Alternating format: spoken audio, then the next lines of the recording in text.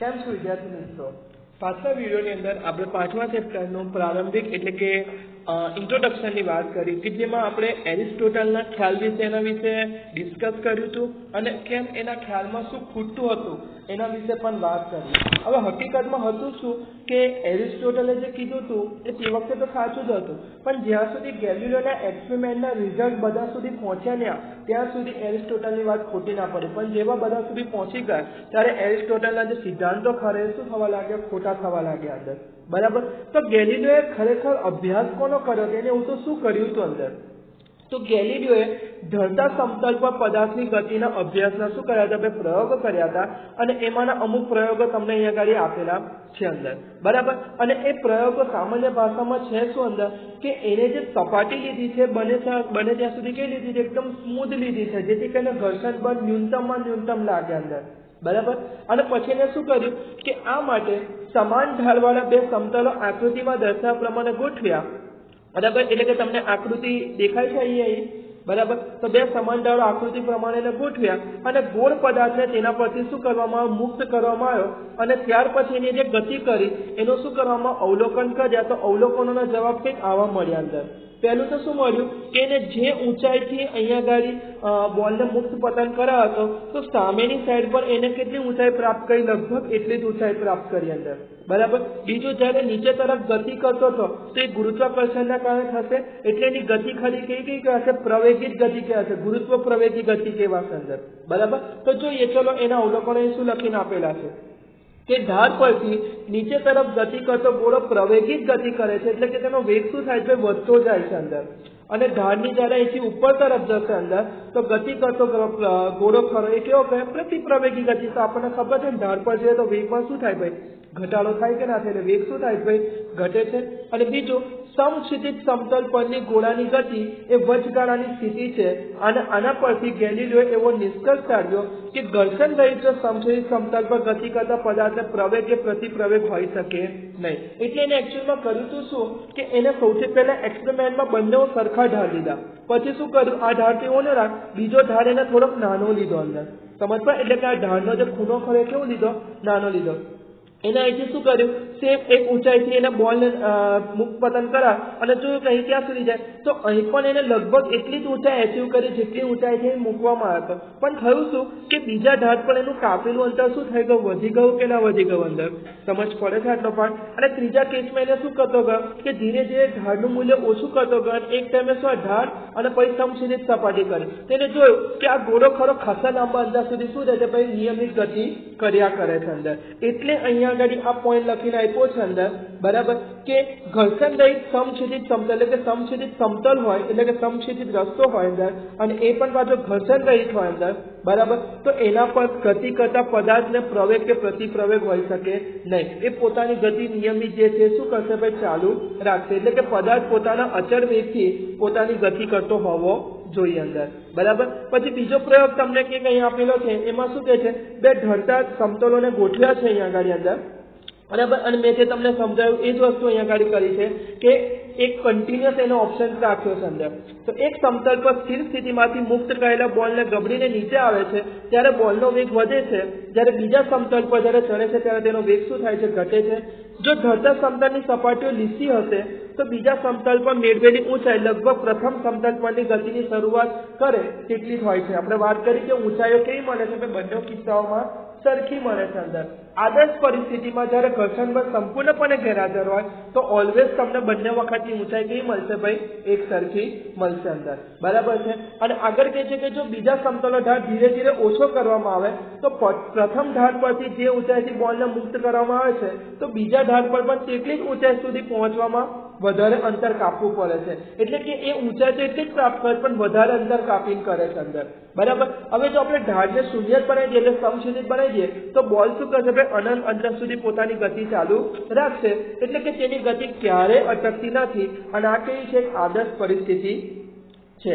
વ્યવહારમાં બોલને અવિરત ગતિ શક્ય નથી, એને અમુક અંતર કાપીને સ્થિર થઈ જાય. કેમ? કારણ કે દરેક પદાર્થ જેના પરથી ગતિ કરે છે તો એની સાથે ઘર્ષણ બળનો શું કરવો પડે છે? સામનો કરવો પડે છે. એટલે કે ગતિનો વિરોધ કરતું ઘર્ષણ બળ છે જે કદી સંપૂર્ણપણે આપણે નિવારી શકતા નથી અંદર, બરાબર. એટલે જ આપણી પૃથ્વીને આપણે ધક્કો મારવા નથી જવું પડતું, પણ આપણી ગાડીને આપણે સતત શું મારતું રહેવું પડે ભાઈ? પેટ્રોલથી ચલાવવી પડે, કાં તો ડીઝલથી ચલાવવી પડે, કાં તો આપણે પાછળથી ધક્કા મારવા પડે અંદર. સમજી ગયા કે ના સમજી ગયા? એટલે ગેલિલિયોનો મેઇન નિષ્કર્ષ શું હતો કે પદાર્થની ગતિ તમારે જાળવી રાખવી હોય અંદર, બરાબર, તો એકચ્યુઅલમાં તમારે કોઈ બાહ્ય બળની જરૂર નથી, એ તો એની ગતિ ચાલુ રાખે છે, પરંતુ એને જે ગતિની દિશાની વિરુદ્ધ દિશામાં જે લાગતા અવરોધક બળો છે એમને સમતુલ્ય કરવા માટે તમારે બહારથી શું કરવું પડે છે? બળ લગાવવું પડે. તો પદાર્થ પોતાની નિયમિત ગતિ શું કરશે? ચાલુ રાખશે અંદર. સમજી ગયા કે ના સમજી ગયા અંદર? બરાબર છે. ત્યાર પછી નેક્સ્ટ કે છે કે પદાર્થની સ્થિર અવસ્થા અને નિયમિત વેગની અવસ્થા સમાન કેમ છે અહીંયા આગળ?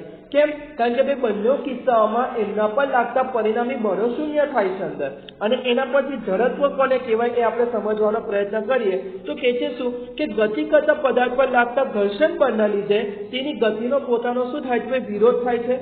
હવે જો આ ઘર્ષણનો જ વિરોધ કરતા બળ જેટલું જ ગતિની દિશામાં બાહ્ય બળ લગાડી દઈએ એટલે સમજી લો કે પદાર્થ પોતાની ગતિ કરતા એટલે વિરુદ્ધ દિશામાં 50 ન્યૂટન જેટલું ઘર્ષણ બળ લાગે છે, તો આપણે શું કરીએ? એન્જિન દ્વારા 50 ન્યૂટન જેટલો શું કરી દઈએ? બળ ગતિની દિશામાં લગાડીએ તો આ બંને એકબીજાને શું કરે છે? કેન્સલ કરી દેશે કે નહીં કરશે અંદર? હા કે ના? તો આમ પદાર્થ પરનું જે ચોખ્ખું બળ ખરું એ કેટલું થઈ જશે? શૂન્ય થઈ જશે. અને આપણને ખબર છે કે પદાર્થ પર કોઈ પણ બાહ્ય બળ નહીં લાગે તો પોતે પોતાની જે અવસ્થા કરીએ શું કરશે? જાળવી રાખશે કે નહીં રાખે અંદર, બરાબર. પદાર્થની સ્થિર અવસ્થામાં પણ તેમાંનું ચોખ્ખું કોઈ બાહ્ય બળ લાગતું હોતું નથી, એટલે આપણે એવું કહી શકીએ કે પદાર્થની તમે સ્થિર અવસ્થા લો કે નિયમિત ગતિની અવસ્થા લો, બંનેમાં બળોને લાગે વળગે છે ત્યાં સુધી સમતુલ્ય છે, કારણ કે બંને અવસ્થા પદાર્થ પર લાગતું ચોખ્ખું બળ શું હોય છે? શૂન્ય હોય છે અંદર. એટલે કે બળો હાજર હોય ના હાજર વાંધો નહીં, પણ જ્યારે સમતુલ્ય બળની વાત કરો તે તમને શું મળશે ભાઈ? શૂન્ય મળશે અંદર. જો પદાર્થ પર ચોખ્ખું બાહ્ય બળ શૂન્ય હોય છે તો સ્થિર પદાર્થ સ્થિર જ રહેશે અને ગતિમાન પદાર્થ પોતાની નિયમિત ગતિ શું કરશે ભાઈ? ચાલુ રાખશે. અને પદાર્થનો જે આ ગુણધર્મ છે એને શું કહેવામાં આવે છે? જડત્વ કહેવામાં આવે છે અંદર. જડત્વનો બીજો ભાષામાં એવું કહી શકે કે જે એની પર ફેરફાર થઈ શકતો હોય કોઈ બી બાહ્ય, એનો શક્ય હોય ત્યાં સુધી શું કરશે ભાઈ? વિરોધ કરશે અંદર, બરાબર. અને જડત્વનું માપ આપણે શેનાથી આપી શકીએ છીએ? દળથી આપી શકીએ છીએ અંદર, બરાબર. જે પદાર્થનું દળ વધુ એનું જડત્વ વધુ. એટલે જુઓ ને, તમે સાયકલને ઇઝીલી હંકારી લઈ જશો, પણ તમારે બાઇકને લઈ જવાનો થોડો થાક થશે, અને ગાડીને લઈ જવાની હોય તો હંકારીને એટલે પેલું ધક્કો મારીને અંદર, બરાબર. કારણ કે એનું દળ વધુ છે એટલે એનું જડત્વ વધુ છે અંદર, બરાબર. એટલે એ ગતિનો એટલે ફેરફારનો શું કરશે? વિરોધ કરવાનો પહેલા વધારે પ્રયત્ન કરશે ને અંદર, બરાબર. અને ઓછું દળ હશે તો ઓછું જડત્વ હશે અંદર. આમ પદાર્થ આપમેળે તેની સ્થિર અવસ્થા અને નિયમિત ગતિની અવસ્થા બદલતો નથી જ્યાં સુધી એના પર કોઈ બાહ્ય ખલેલ પહોંચે નહીં ત્યાં સુધી અંદર. સમજી ગયા કે ના સમજી ગયા દરેક? હા કે ના? ચાલ હવે વાત કરીએ કે આ જે જડત્વનો ગેલિલિયો નિયમ આપ્યો ને એ આખો કોઈ ઉઠાવી લીધો? ન્યૂટન ભાઈએ ઉઠાવી લીધો અંદર, બરાબર. અને પછી એને ન્યૂટનના ગતિના નિયમ તરીકે શું કર્યા ભાઈ? રિપ્રેઝન્ટ કર્યા અંદર. તો આપણે જોઈએ કે આ જે યંત્રશાસ્ત્રનો વિકાસ કોને આભારી છે? એકચ્યુઅલમાં યંત્રશાસ્ત્ર એટલે ક્લાસિકલ મિકેનિક્સ, જેના મુખ્યત્વે કયા સિદ્ધાંત પર બધા અભ્યાસો કરવામાં આવે છે? ન્યૂટનની ગતિના નિયમો પર અંદર, બરાબર. એટલે કે આમ યંત્રશાસ્ત્રનો વિકાસ ખરેખર કોને આભારી છે? અને ન્યૂટનની ગતિનો પહેલો નિયમ આપણે લખીને શું સમજવાનો છે અંદર. તો કે છે શું કે ગેલિલિયોએ કરેલા જે પણ પ્રાયોગિક અવલોકનો હતા એના પરથી મેળવેલા તારણોથી શરૂ કરીને યંત્રશાસ્ત્રના પાયાના 3 નિયમો ન્યૂટને આપ્યા, જેને ન્યૂટનના નિયમો તરીકે ઓળખાય છે. અને આ જ યંત્રશાસ્ત્રના વિકાસને શું છે ભાઈ? આભારી છે અંદર, બરાબર. ગેલિલિયોનો જડત્વનો જે નિયમ ખરો એ જ ન્યૂટનનું શું છે? આરંભ બિંદુ છે, એટલે કે પ્રથમ નિયમનું શું છે ભાઈ? વિધાન છે અંદર. તો ન્યૂટને ગતિના પહેલા નિયમને કંઈક આ રીતે રજૂ કર્યો કે દરેક પદાર્થ તેની સ્થિર અવસ્થા અથવા તો નિયમિત સુરેખ ગતિની અવસ્થા શું કરે છે ભાઈ? જાળવી રાખે છે જ્યાં સુધી તેમના પર કોઈ બાહ્ય બળ કે અન્ય કંઈ કરવાની ફરજ ના પડે અંદર. એટલે કે જ્યાં સુધી કોઈ પણ પદાર્થ પર લાગતું પરિણામી બળ શૂન્ય હશે ત્યાં સુધી સ્થિર પદાર્થ સ્થિર રહેશે અને નિયમિત ગતિ કરતો પદાર્થ પોતાની ગતિ શું કરશે ભાઈ? ચાલુ રાખશે અંદર.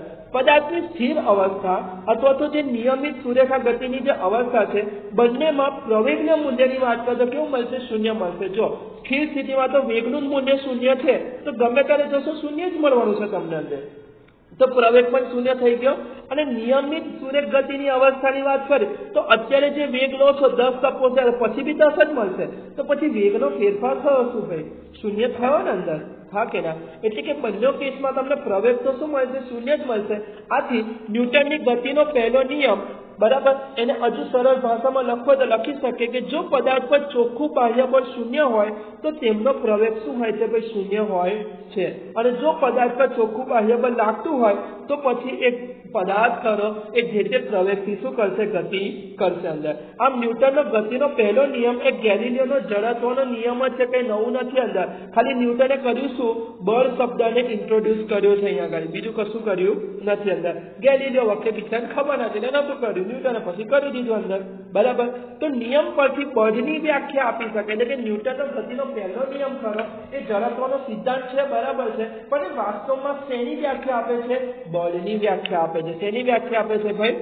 બળની વ્યાખ્યા આપે છે અંદર, કે જે ભૌતિક રાશિના કારણે સ્થિર પદાર્થ ગતિમાં આવે અને ગતિ કરતા પદાર્થના વેગમાં જો ફેરફાર થાય તેવી રાશિને આપણે બળ કહીએ છીએ અંદર, બરાબર। શૂન્ય હોય તો કશું જોવા ના મળે અંદર, પણ જો હોય તો સ્થિર પદાર્થ ગતિમાં આવશે, ગતિ કરતો પદાર્થ હોય તેના વેગમાં આપણે ફેરફાર કરીએ। આપણે જોયું હતું કે બળ દ્વારા ઉદ્ભવતી અસરો કઈ કઈ છે અંદર, બરાબર। આમ ટૂંકમાં કેવું હોય તો જે ભૌતિક રાશિની અસર હેઠળ પદાર્થમાં પ્રવેગ ઉદ્ભવતો હોય તો એને આપણે શું કહેવું? સાદી ભાષામાં બળ કહીશું અંદર, બરાબર। હવે ન્યૂટનના ગતિના પહેલા નિયમ પરથી બળનું મૂલ્ય જાણી શકાતું નથી, એની શું છે? મર્યાદા છે। એટલે ન્યૂટન કાકે કર્યું શું કે એક નિયમની અંદર વ્યાખ્યા આપી અને બીજાની અંદર એનો શું આપ્યો?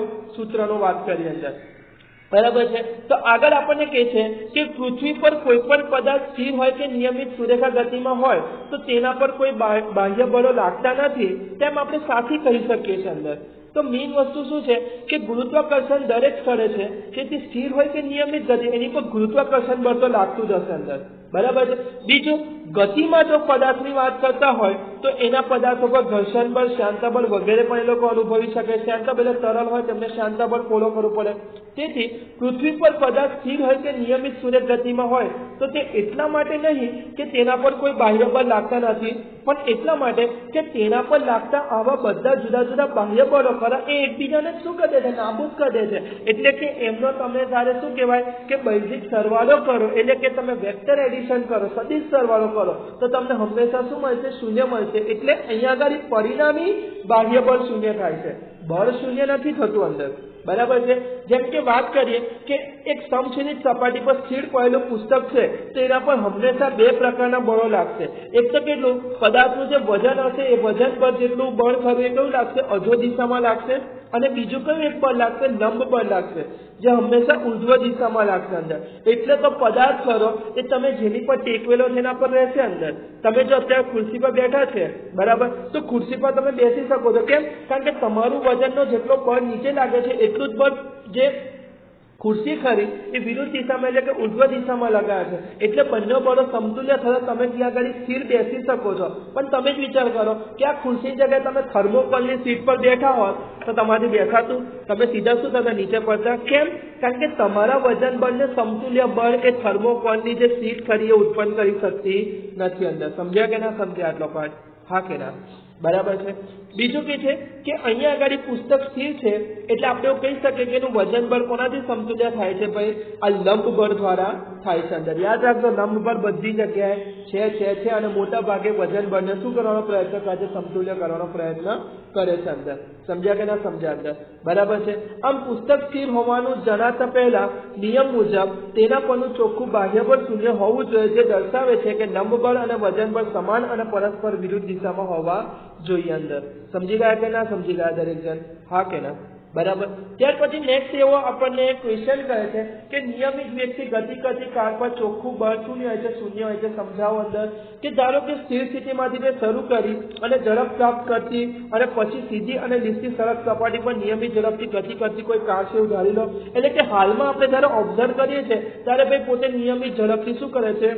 ગતિ કરે છે અંદર। જ્યારે કાર સ્થિર હોય છે ત્યારે તો એક તો તેના પર કોઈ બળ લાગતું જ નથી અંદર, પરંતુ જ્યારે કાર પર બાહ્ય બળ લાગતું હોય છે ત્યારે તેની ઝડપ વધે છે અને તે પ્રવેગિત થાય છે, બરાબર। કારનો પ્રવેગ કોઈ આંતરિક બળ દ્વારા ગણી શકાય નહીં। સડકને સમાંતર ઘર્ષણ બળ લાગવાથી કાર પ્રવેગિત થાય છે, પણ કાર અચળ વેગથી ગતિ કરે છે તો આપણે કહી શકીએ કે એના પર કોઈ બળ લાગતું નથી અંદર, સમજ્યા? એટલે કારનું એન્જિન ખરું એ પોતાની બધી ઉર્જા કોની વિરુદ્ધમાં વાપરી કાઢે છે? ઘર્ષણ બળની વિરુદ્ધ વાપરી કાઢે છે। એટલે કાર પોતે શું કહી શકે કે અચળ ઝડપથી પોતાની ગતિ ચાલુ રાખી શકે છે અંદર। એટલે એ સંદર્ભમાં કહી શકીએ કે નિયમિત વેગથી ગતિ કરતી કાર પરનું ચોખ્ખું બળ કેવું હશે? ભાઈ શૂન્ય હશે અંદર, બરાબર। સ્થિર બસમાં આપણે જ્યારે ઊભા હોઈએ છીએ અને બસ એકાએક ગતિમાં આવે તો આપણે પાછળની તરફ સાથી ફેંકાઈ જઈએ છીએ અંદર, બરાબર। આપણને પાછળની દિશામાં શું લાગે? થોડો ધક્કો લાગે, બરાબર, પકડી ના બેઠા તો ભલું હોય તો પડીએ ખરા આપણે અંદર। તો મહત્વની વસ્તુ શું છે? આ બધું જડત્વ છે અંદર, શું છે? જડત્વ। તો પદાર્થ પોતાના દળને અકોર્ડિંગલી શું પ્રયત્ન કરશે? પોતાની જે ગતિની અવસ્થા છે એને જાળવી રાખવાનો પ્રયત્ન, સ્થિર હશે તો સ્થિરમાં રહેવાનો પ્રયત્ન કરશે, અને શું કહેવાય કે ગતિમાં હશે તો ગતિમાં, અને એમાં જો કોઈ બાહ્ય પરથી વિરોધ થતો હશે તો એ પોતે પણ એનો વિરોધ કરશે અંદર, કે ભાઈ મને ના થવા દો અંદર, પણ એની ક્ષમતા છે ત્યાં સુધી કરશે, નહીં હોય તો પછી તમારે શું કરવું પડશે? ભાઈ એટલે એને વસ્તુને મૂવ થવું પડશે અંદર, બરાબર। તો સ્થિર બસમાં જ્યારે આપણે ઊભા હોઈએ છીએ ત્યારે આપણા પગ બસના તળિયાના સંપર્કમાં હોય છે, અને પગ અને બસના તળિયા વચ્ચે શું હોય છે? ભાઈ ઘર્ષણ બળ હોય છે। હવે જ્યારે બસ ખરી એકાએક શરૂ થાય છે ત્યારે પગ ઘર્ષણ બળના કારણે બસની સાથે ગતિમાં તરત આવી જાય છે, પણ શરીરનો પગ સિવાયનો ભાગ ખરો એનો આપણું જડત્વની વાત કરીએ એનું દળ ખરું થોડું વધારે છે પગની સાપેક્ષમાં અંદર, બરાબર। તો જ્યાં હોય ત્યાં જ રહેવાનો શું કરે છે? પ્રયત્ન કરે છે। તેથી બસની સાપેક્ષે આપણે બસના પ્રવેગની દિશાની વિરુદ્ધ દિશામાં ઘણીવાર શું ઢકેલાતા હોઈએ છીએ અંદર, બરાબર। પણ પછી થાય છે શું કે બસનો જે પાવર ખરો એની સામે આપણી બોડીના ઝડપનો પાવર કામ કરતો નથી, એટલે આપણે પછી બસની જે ગતિ ખરી ગતિ આપણે શરીર પર શું કરી લે છે? ધારણ કરી લે છે। સમજ પડી કે ના પડી અંદર? હા કે ના? તો આજના વિડીયોમાં આપણે શું કહેવાય કે ન્યૂટનની ગતિના જે નિયમ હતા એના વિશેની આપણે શું કરી વાત કરી અંદર, અને સેમ વસ્તુ જ્યારે બ્રેક લગાડીએ છીએ ત્યારે પણ આપણે જોઈએ છે કે આપણને આગળની દિશામાં ધક્કો લાગે છે, એનું પણ કારણ શું છે? જડત્વ છે। તો આપણે આની અંદર ફાઇનલી શું જોયું કે ભાઈ જડત્વ છે શું, ગેલિલિયોએ શું કીધું, અને એના પછી ન્યૂટને પોતે શું કર્યું? પોતાના પ્રથમ નિયમ દ્વારા જડત્વનો નિયમ ફોલો કરીને બળની વ્યાખ્યા આપવાનો શું કર્યો? પ્રયત્ન કર્યો અંદર, બરાબર। આવનારો વિડીયો છે એની અંદર આપણે વેગમાન શું છે, વેગમાન પરથી F = ma એટલે કે ન્યૂટનના ગતિનો બીજો નિયમ કેવી રીતે મળ્યો, ત્રીજા નિયમનું શું મહત્વ છે, એ બધું આપણે નેક્સ્ટ વિડીયોમાં ડિસ્કસ કરીશું અંદર। Okay, thank you.